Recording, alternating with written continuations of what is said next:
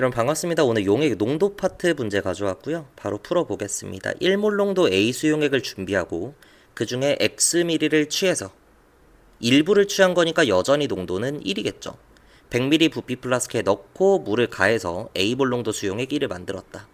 X에서 100ml로 희석을 시킨 거죠. 농도는 자연스럽게 100분의 X몰 농도 이렇게 써줄 수가 있을 거예요. 그래서 A와 100분의 X가 같다. 근데 이 식을 쓰는 순간 A와 X 문자 두 개를 살리는 거니까 이원 연립방정식을 풀겠다는 의지인데 일단 좀 넘어가 보겠습니다. 그 다과정 보면 250ml 부피 플라스크에 A몰 농도 A 수용액 Yml를 넣은 후 눈금까지 물을 가하여 섞어서 수용액 2를 만들었다.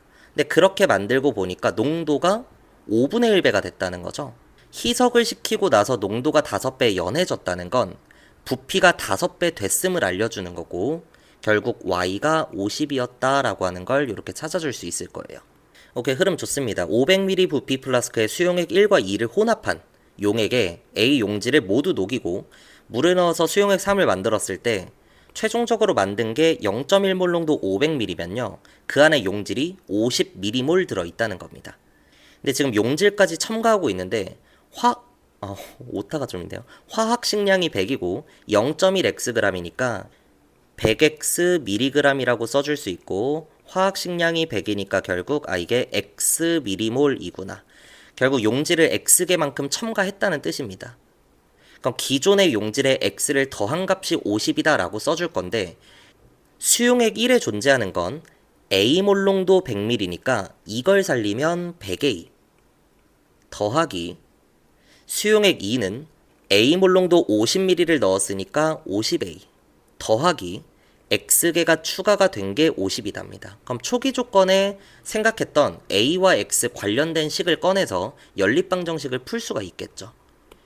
근데 나 실험에서 잘 보시면 두 가지로 해석이 가능합니다. 지금처럼 A몰 농도 100ml다 라고 해서 용질의 몰수를 100A로 써줄 수도 있지만 결국 1몰 농도 Xml이었기 때문에 이 안에 존재하는 용질은 X이다가 될 거예요. 그러니까 X와 100A가 같은 거죠. 그럼 이 둘 중에 뭘 쓰는 게 좋냐? 당연히 X를 쓰는 게 좋을 겁니다. 그래야 문자 하나로 통일을 시킬 수가 있으니까.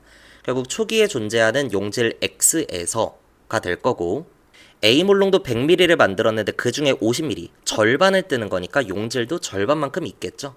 그래서 0.5x 여기에 X만큼 더 녹여준 거니까 이 값이 50이다가 될 거고 좌변 정리하면 2.5x가 50이니까 결국 x가 20이라는 걸 이렇게 찾아줄 수 있을 겁니다. 오케이, 좋아요. 그럼 x 자리에 20 넣고 다시 한번 보면 1몰 농도 20ml를 취해서 100ml로 5배 희석을 시키는 거니까 농도는 5배 연해지게 될 거고 결국 a가 5분의 1이라는 거 알 수 있습니다. 5분의 1몰 농도 50ml를 넣고 250ml로 5배 희석 한 번 더 시키는 거니까 수용액 2의 농도는 25분의 1이 될 거고 최종적으로 문제에서 물어보는 농도 합은 25분의 5에 25분의 1이니까 25분의 6. 그래서 답 5번으로 내주는 문제였습니다.